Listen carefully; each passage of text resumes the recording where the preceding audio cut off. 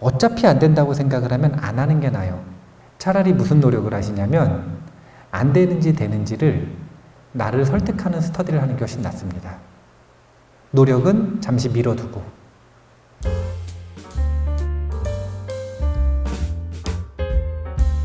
자, 사띠의 선순환 말고 지혜라고 하는 걸 한번 해볼게요. 저번 시간에 그런 이야기를 했습니다. 무슨 이야기를 했냐면 38가지 중에 첫 번째 체크리스트, 어리석은 사람과는 절대로 함께하지 않는다. 인복이라고 하는 건 두 가지거든요. 좋은 사람이 함께하는가, 안 좋은 사람이 주변에 없는가. 좋은 사람이 함께하는 게 더 중요한 것 같아요? 안 좋은 사람이 없는 게 더 중요한 것 같아요? 네? 제가 보기에는 안 좋은 사람이 없는 게 더 중요한 것 같아요. 네. 안 좋은 사람이 있으면은요, 좋은 사람과의 관계도 망칠 가능성이 되게 높아요. 왜냐면 그냥 모든 에너지를 다 깎아먹어. 모든 에너지를 다 깎아먹어요.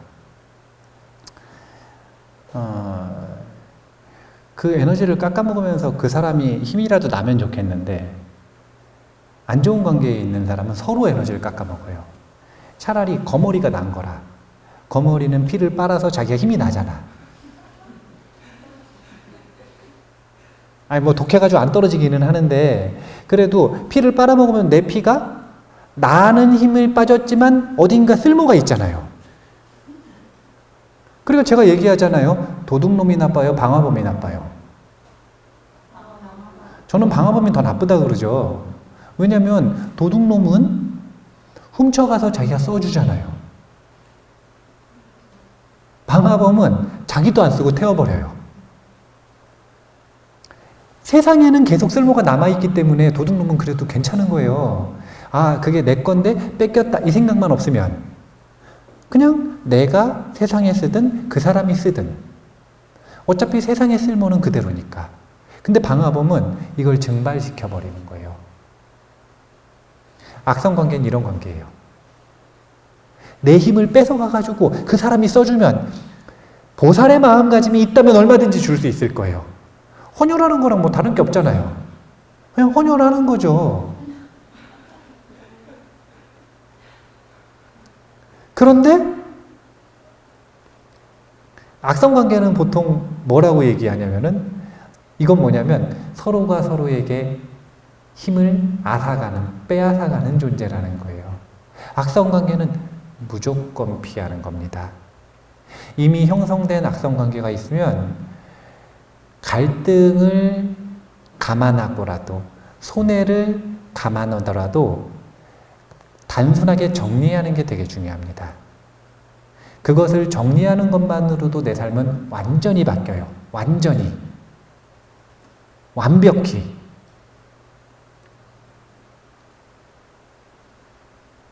좋은 관계 찾을 것도 없이. 근데 지난 시간에 이 첫 번째 했잖아요. 하고 나니까 그런 의문들이 있으시더라고요. 그래서 어리석은 사람이 누군지 어떻게 구분합니까? 이런 게 뭐냐면 지혜란 말이에요. 그래서 제가 지난 시간에는 어리석은 대상, 어리석은 조건이라는 것이 무엇인지를 38가지 체크리스트에서 이제 구체적으로 말할 것이다. 38가지가 전부 다 카테고리를 나누면 둘이라니까요. 어리석은 대상과는 함께하지 않는다. 지혜로운 이와는 친근하게 지낸다. 이것을 36가지로 자세하게 표현을 한 거예요. 사람에게, 대상에게, 경험에게 적용해서 구체적으로 표현을 한 겁니다. 그런데 이렇게 알려주는 리스트라고 하는 건 사실은 그 원리에 대한 이해보다는 뭐냐면 단순히 암기하는 거, 주입식 교육에 가까운 거 아니겠습니까? 이런 존재는 피해야 된다, 이런 존재는 가까이 해야 한다, 이건 해야 한다, 이건 하지 않아야 한다. 그래서 제가 오늘 지혜의 눈이 될 수 있는 사성제라고 하는 틀을 알려드리려고 그래요. 사성제는 초전법륜이라고 하는 부처님의 첫 공식 법문의 중심 기둥이 되는 법문이 바로 사성제예요. 초전법륜 다 외우고 계시죠? 안 외우셨어요? 초전법륜경 안 외우셨어요? 안심하세요. 저도 안 외웠어요. 아니 근데 저는 이게 이상하다는 생각을 하기는 해요. 왜냐면 부처님의 84,000경 중에서 가장 핵심이고 가장 오리지널 근본 뿌리야 씨앗이 되는 게 바로 초전법륜이거든요. 초전법륜경에서 모든 법문이 뻗어나간 겁니다. 그런데 금강경은 외우는데 반야심경은 외우는데 반야심경이랑 금강경은 저기 끝에 가지에도 저기 끝에 그냥 가지에 있는 법문이에요. 그 법문이 어느 줄기를 따라서 어느 기둥을 따라서 어느 뿌리를 따라서 그리고 이 모든 것의 이 중심이 되는 어느 씨앗에서 나왔는지를 우리가 간과하고 있는 것 같아요. 너무. 초전법륜의 시작은 어떤 이야기부터 시작되는지 아세요? 중도법문에서 시작이 됩니다. 중도. 많은 분들이 중도라고 하면 어중강교가 중도인 줄 알아요. 우리 도반 스님 중에 본인은 어중강교라고 하면서 태도를 가지고 계시는 스님이 계셨어요. 이 스님은 뭐 하자 그러면 그래 잠깐만, 뭘 안 하자 그러면 그래 잠깐만, 뭘 먹자 그러면 그래 잠깐만, 항상 의견의 중립에서 잠깐만 하고 주변을 살펴요. 스님은 그래서 태도가 뭐예요? 그래, 나는 어중강교다 이러시더라고요. 중도를 흑과 백의 중간이라고 생각하시는 분들은 착각이에요. 조금 더 고차원적으로 이제 생각을 굴려가지고 어떻게 하시냐면, 그러면 흑과 백이 아니라 구인가? 그냥 일직선이 아니라 구여서 그 중심인가? 이렇게 생각하시는 분들이 또 있어요. 아니에요.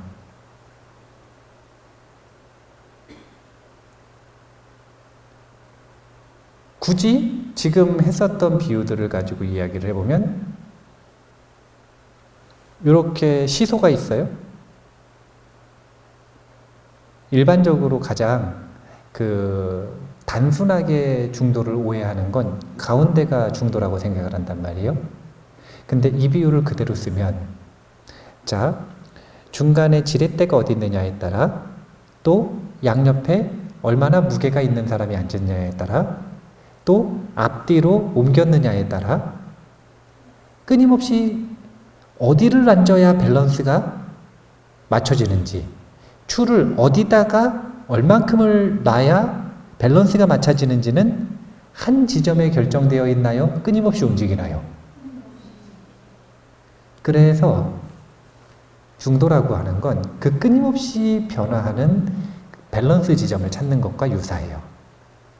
그렇기 때문에 이쪽 끝일 수도 있고, 그렇기 때문에 이쪽 끝일 수도 있고, 수많은 사람들의 오해처럼 어중간한 중간 지점일 수도 있고, 어디일 수도 있어요. 중도라고 하는 지점은. 두 가지를 전제하는 겁니다. 첫 번째는 밸런스를 맞춘다는 게 무슨 얘기냐면 시중에 적절하다라고 표현을 하는 거예요. 그 타이밍과 그 선택이 밸런스를 맞추는 적절한 선택이어야 돼요. 그리고 이것을 위한 기본기가 뭐냐면 여기다라고 하는 집착이 없어야 돼요. 그래야 적절하게 맞춰줄 수가 있는 거예요. 갑자기 잠깐 중도에 대한 이야기를 했는데요. 부처님의 초전법륜의 시작은 중도법문부터 시작이 돼요. 부처님이 뭐라고 선언을 하셨냐면 나는 일체지자인 열에는 중도의 의식에 머물러 있다. 본인의 상태를 말씀하신 거고요. 그 다음에 보편적으로 일체지자의 상태를 말씀하신 겁니다. 일체지자의 상태는 중도의 상태에 있다라는 거예요. 중도의 상태라고 하는 건 두 가지 기준점에 힌트를 드렸죠. 하나는 뭐냐면 적절함을 찾는 상태고요. 두 번째는 집착 없는 상태예요. 집착이 없기 때문에 무엇이든 볼 수 있고 무엇이든 알 수 있는 일체지에 힘이 있는 겁니다. 그런데 이런 식으로 시작되는 거예요. 그러면 그 중도는 뭡니까? 중도는 어떻게 이릅니까? 여기에서 무슨 법문이 나오는 거냐면 팔정도가 나오는 겁니다. 중도는 곧 팔정도다. 팔정도를 쭉 얘기하셨어요? 그럼 팔정도는 어떻게 수행합니까? 정견이 있어야 되는데 정견은 곧 사성제다. 그래서 84,000경전 중에 사성제 법문이 아닌 법문이 없다라고 표현을 해요. 사성제에 대해서 표현을 할 때 84,000 모든 경전, 84,000에서 표현하지 않은 그 전에 미래의 부처님들이 설법하실 모든 진리가 담긴 법문의 이 중심이자 핵심이 되는 것이 사성제라고 표현을 합니다. 그래서 사성제라고 하는 건 정말 광범위하게 해석이 될 수 있어요. 그런데 저는 표현을 뭐라 그랬냐면 운의 흐름을 바꾸는 눈이라고 표현했잖아요. 이 의도에 걸맞게 사성제를 단순화시켜서 해석을 해드릴 거예요. 사성제라고 하는 건 분석 틀이라고 생각하시면 돼요.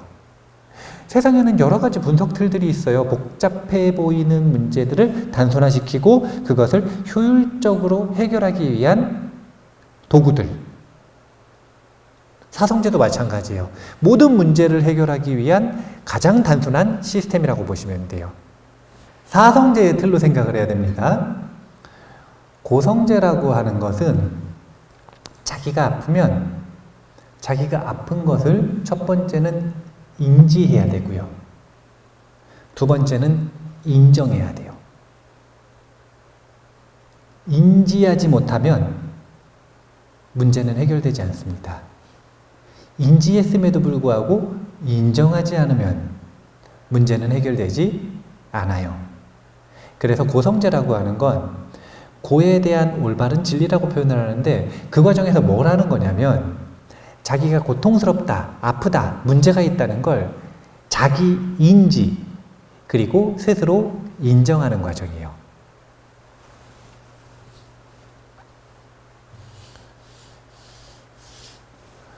그런 분들 많잖아요. 아픈데 인지하지 못해서 병을 키워서 해결 못하는 분들.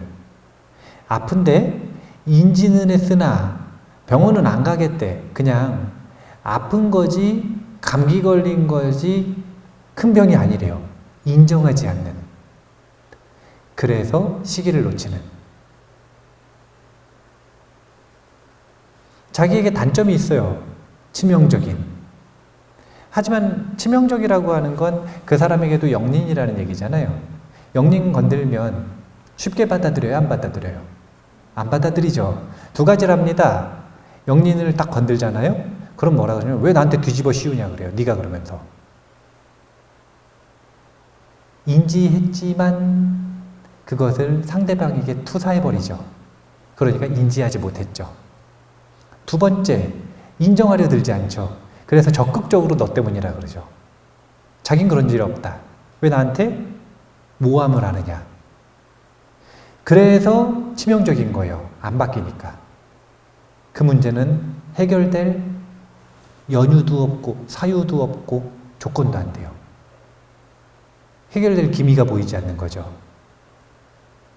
고성제라고 하는 건 다른 게 없어요. 나에게 문제가 있다, 나에게 고통이 있다, 그러면 그것을 내가 인지한다, 그리고 인정한다. 이게 문제 해결의 시작이에요. 그래서 부처님은 항상 고성제를 1번으로 말씀하시는 거예요. 부처님이 세상은 참 고통스러운 것이다. 염세주의자라 그러는 게 아니에요. 부처님이 고통만 말씀하셨다. 아니에요. 사람들이 와서 고통스럽다고 얘기를 하니까 부처님은 지나가는 사람 붙잡고 내설법 좀 들어봐 이런 분이 아니거든요. 지나가는 사람 딱 붙잡고 도를 하십니까? 이런 분들이 아니에요. 와서 물으면 답하시는 분이에요. 그러니까 부처님이 어떤 주제에 대해서 많이 말씀하셨는가, 이것은 부처님이 그 말을 많이 하시고 싶었던 게 아니라 사람들이 그 주제를 질문을 많이 했다는 얘기인 거예요. 왜 도대체 고통에 대한 법문이 많으냐? 사람들이 그만큼 자신의 고통에 대해서 많이 질문했다는 겁니다. 다만 질문한 사람들은 대단하죠. 왜냐하면 고통에 대한 인지가 있고 인정하고 있고 그것을 해결하고 하는 욕구가 있으니까 질문했으니까. 이 사람들은 이미 고성제를 안 거예요. 그러면 내 고통에 대해서, 문제에 대해서 알았고 인정했다고 끝일까요? 아니에요. 그 다음은 뭘 알아야 되냐면 고집성제를 알아야 돼요. 집이라고 하는 걸 자꾸 이제 집착이라고 생각을 하시는데 그 집자 아닙니다. 집은 모일 집자예요. 모였다라고 하는 건 뭐냐면 모든 고통과 문제들은 하나의 원인으로 형성된 게 아니라 수많은 조건들이 모여가지고 화합되어서 그 결과가 나왔다라는 거예요. 그래서 문제를 분석을 할 때 특히 이제 막 이 병증 이런 것들을 분석을 할 때 사람들은 병증이 하나로 나오기를 바라잖아요. 엄청난 착각이라 내가 왜 이렇게 고통스럽습니까? 코로나야. 세상에 그런 게 어디 있어요. 코로나 걸려도 안 아픈 사람도 있는데 코로나 걸려도 멀쩡한 사람도 있는데 왜 코로나가 병증 그 고통의 원인입니까? 그 고통에는 코로나를 비롯한 수없는 조건들이 있어요. 이 조건들을 분석하는 것. 그래서 간접적, 직접적 원인들을 분석해서 무엇 때문인지를 알아가는 것. 이것을 고집성제라고 하는 거예요. 저는 운이 진짜 없습니다. 이게 문제예요. 예를 들어서. 그럼 왜 운이 없는지를 알아야 될 거 아닙니까? 그런데 도대체 원인이 무엇인지를 잘 못 찾겠어요. 자기가 아무리 생각을 해봐도. 그런 경우가 있을까요? 없을까요? 저는 그게 너무 당연하다고 생각을 해요. 생각을 해서는 원인을 찾을 수 없어요. 생각을 찾을 수 있지. 자기가 아는 지식과 정보 내에서 껴맞추기 한 생각을 찾을 수 있지 그 현상의 문제의 원인을 찾을 수는 없어요. 문제의 원인을 찾고 싶으면 두 가지 방법 중에 하나입니다. 그 문제에 대한 스터디를 하거나 자력으로 찾고 싶으면 스터디를 하거나 아니면 전문가에게 아웃소싱을 맡기거나. 그래서 대부분 병을 고칠 때는 자기가 그 병에 대해서 공부하는 게 아니라 그 병에 대해서 이미 공부한 의사한테 가서 진단을 받는 거죠. 그렇게 진단을 받는 과정, 원인을 분석하는 과정을 고집성제라고 합니다. 멸성제, 고멸성제에 대해서 사람들이 오해하는 게 있어요. 왜 멸성제가 앞에 있느냐? 이것에 대해서 잘 몰라요. 그리고 멸성제 없이 방법을 실천하려고 하는 경향이 있어요. 근데 성공률은, 효율은 멸성제가 있느냐 없느냐에 따라 확연한 차이가 나요. 고멸성제라고 하는 건 이런 겁니다. 부처님 당시 인도에는 보편적으로 세상 사람들의 스승이라 할 만한 사람들의 평균 나이가 있었어요. 평균 나이 80세. 80세. 왜냐면 인도에는 그 바라문들이나 크샤트리안들처럼 그 계급이 높고 학식이 있는 사람들이 인생의 보편적인 주기로 청년기부터 시작해서 노년기까지 지금 현대의 보편적인 인생 주기가 있듯이 인도에도 보편적인 4가지 인생의 주기가 있었어요. 근데 앞에 3가지를 거쳐가지고 맨 마지막에 하는 게 뭐냐면 유행기인데 숲으로 들어가서 내 온 삶을 이제 진리를 찾는데 투자하는 거예요. 나이가 50이 넘어서.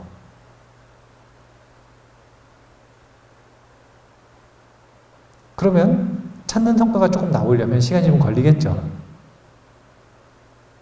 자기를 구하는 정도가 아니라 주변 사람들한테 스승이 될 만하려면 또 시간이 좀 걸리겠죠. 그러니까 보편적으로 7, 80은 돼야 스승이라고 생각을 했던 거예요.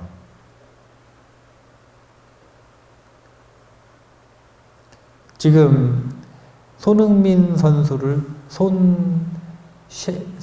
센세이셔널하고 합쳐서 뭐라 그러지? 손세이셔널 이러는데, 그때 당시에는 이 석가모니 부처님이 이 센세이셔널 했던 거예요. 석세이셔널? 사실은 되게 충격적이었던 거예요. 다 부처님 허풍쟁이라고 생각했습니다. 왜냐면 정말 볼 수 없는 젊음의 아이콘. 35살이면요, 그 스승 영적 세계에서 그 스승들에서 애예요, 애.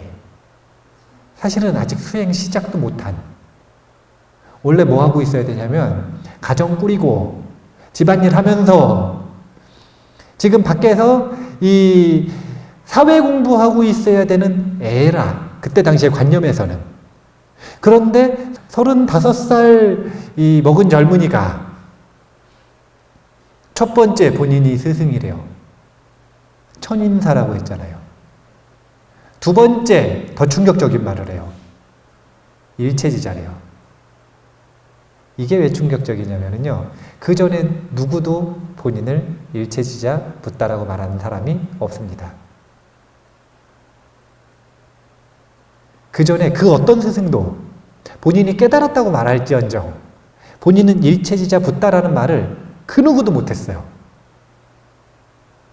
그럼 일체지자가 될 수 있는 이론적인 방법 연구된 게 없었느냐?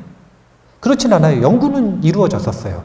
하지만 누구도 이룩하지 못한 경지이기 때문에 심리적으로는 어땠냐면 누구도 도달할 수 없는 불가능한 영역이라고 생각을 했어요. 멸성제라고 하는 게 뭡니까? 완전한 열반에 들 수 있다라고 하는 확신이거든요. 이걸 열어준 게 부처님이세요. 이런 걸 뭐라 그러냐면 마인드셋이라 그래요. 그 전에 있는 사람들은 도대체 왜 일체지자 성공률이 낮았을까요? 안 된다고 생각하고 하니까. 예전에는 암 완치율이 정말 낮았다대요. 요즘에는 완치율이 점점 높아지죠. 왜 높아진다고 생각하세요? 두 가지가 결합되어 있어요. 하나는 정말로 암을 치료하는 기술이 좋아졌어요. 두 번째는 완치하는 사람들이 많아지니까 병을 처음 고치겠다고 마음먹은 사람들이 나도 완치될 수 있다고 확신하는 힘이 커지는 거예요. 이게 바로 멸성제예요. 문제가 있다는 걸 알았어요. 고통을 알았어요. 고성제. 원인을 알았습니다. 고집성제. 그런데 원인을 알았다고 곧바로 처방전 딱 주고 아니면 곧바로 어떻게 하면 된다고 방법을 딱 알려줘요. 그럼 할까요? 안 할까요? 첫 번째, 안 하는 사람 많아요. 두 번째, 하면서도 안 된다고 하면서 해요. 세 번째, 저기까지 가야 되는데 저기까지 못 갈 것 같고 요만큼만 나아지면 좋겠다라고 고해요. 세상은요, 정확해요. 이 사람이 여기서 여기 가는데 못 간다고 생각하고 노력하잖아요. 그럼 어떻게 돼요? 못 가게 해줘요. 제가 이 운, 행운, 이것에 대한 이야기를 하면서 소원 성취에 대한 이야기를 자주 하는데 세상은 모든 사람의 소원을 100% 성취시켜 줍니다. 다만 내 의식 표면에서 내가 말하고 다니는 것과는 다른 결과가 나올 뿐이죠. 왜냐면 진짜 원하는 건 자신이 말하는 것과 달랐으니까. 병이 낫기를 원해요. 근데 못 나을 것 같아요. 그래서 치료를 받아요. 그러면 나아요? 못 나아요? 못 나아요. 그러면은 의사들한테 돈을 왜 줄까요? 의사들은 나을 거라고 요만큼 고쳐주거든요. 요만큼은 왜 고쳐진 거냐면 내 소원 말고 의사 소원이 이루어진 거예요. 내 소원 아니고 의사 소원이 이루어진 거예요. 요만큼. 그래서 요만큼 값 낸 거예요. 대단한 거잖아요. 생면 영장을 시켜줬는데 돈 많이 갖다 줘야죠. 근데 사실은 내가 나을 수 있다고 생각을 하고 노력을 했으면 나을 수 있었을 가능성도 매우 높아요. 수많은 사람들이 이 도멸성제, 고멸성제를 빼먹고 노력을 한단 말이에요. 오늘 사성제의 틀 4가지가 다 중요해요. 근데 그 중에서 제일 강조하는 게 고멸성제에 대한 강조입니다. 난 어디까지 갈 것이냐? 나는 과연 할 수 있다고 믿느냐? 아니면 어차피 안 된다고 믿느냐? 어차피 안 되는데 노력은 왜 해요? 하지 마세요, 그냥. 어차피 안 된다고 믿으면 안 하는 게 낫지. 왜 시간까지 낭비를 해? 어차피 안 된다고 생각을 하면 안 하는 게 나아요.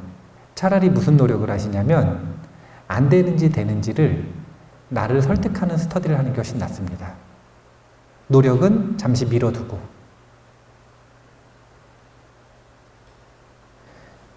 고멸성제에 대한 중요성을 강조를 했어요. 이렇게 올바른 목표와 올바른 기준치와 올바른 마인드셋을 가지고 고도성제, 실제로 그 고가 멸해지는 길을 걷는 방법들, 이것을 실천하는 것, 이게 사성제의 간단한 설명입니다. 그래서 문제를 볼 때 이렇게 분석을 하는 거예요. 어떤 문제가 있는가? 고성제. 그것의 원인은 무엇인가? 고집성제. 그것은 해결 가능한 문제인가? 고멸성제. 그리고 그 해결 가능한 구체적이고 정량적인 방법은 무엇인가? 고도성제. 이것을 가지고 문제를 보고 이 틀을 가지고 사유할 때 그 사람이 문제를 해결하는 지혜가 있다. 이렇게 생각을 할 수 있는 겁니다. 내가 건강이 안 좋다. 그럼 이 틀로 생각을 해야죠. 내가 해결 안 되는 감정이 있다? 이 틀로 생각을 해야죠. 언제까지 하나하나 쫓아다니면서 아웃소싱을 할 거예요? 내가 운이 안 좋다. 언제까지 점 보러 다닐 거냐 이거예요.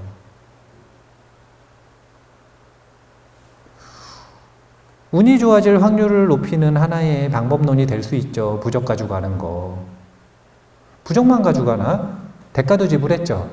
대가를 지불하는 건 되게 중요한 거거든요. 이 세상은 인과율이라고 하는 게 있어서 아무리 좋은 방법과 아무리 좋은 과를 주려고 해도 대가를 지불하지 않으면 그걸 가져갈 수가 없어요. 그러니까 부적 쓰는 것도 좋은 거예요. 왜냐면 대가를 지불했고 그 다음에 그것에 대한 그 나름대로의 전문가들이 부적의 형식으로 무엇인가를 힘을 더해줬고 거기에 대해서 부적을 가져가면 좀 안심이 되잖아요. 자기 컨디션도 좀 괜찮아졌고 이 3가지 요소만 바뀌었어도 얼마나 이 운이 좋아질 확률이 높아지겠어요. 얼마나 높아지겠어요. 얼마나 높아지겠습니까? 얼마나 높아지겠어요. 예. 근데 얼마나 높아지냐면은 어리석은 사람 한 명만 딱 해결하면 얼마나 높아지겠어요. 지혜로운 이들과의 인연을 만들어는 얼마나 높아지겠어요. 언제까지 요만큼 확률을 높이려고 거기에 매달리느냐 이거예요.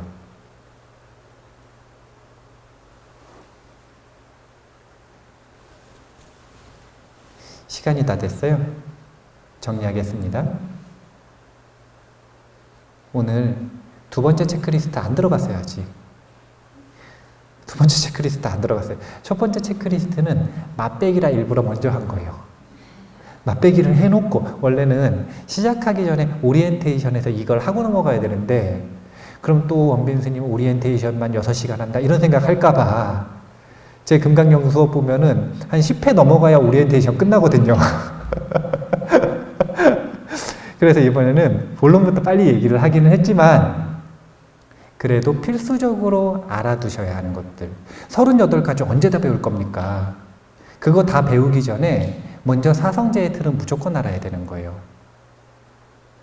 사띠의 선순환, 이것을 연습하고 숙련시키는 건 자신의 몫이라고 하더라도 몰라서 못하는 것과 아는데 안 하는 건 천지 차이인 거예요.